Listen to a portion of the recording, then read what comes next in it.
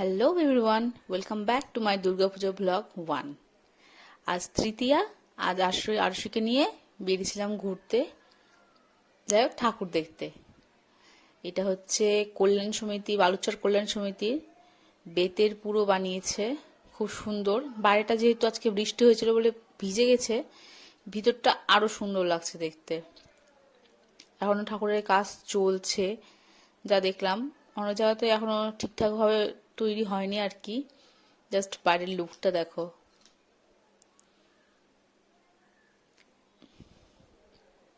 এটা পুরোটা বেতের গণেশ ঠাকুর, বেশ ভালো লাগছে, সুন্দর।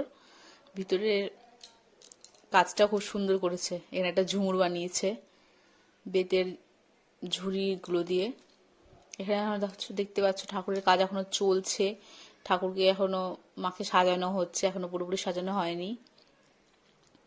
এটা বাঁধের কাছে একটা এটার নামটা কি আমি জানি না, যাই হোক এটা মন্দির, প্যান্ডেল না, কিন্তু এটা পুরোটা মন্দির করা রয়েছে।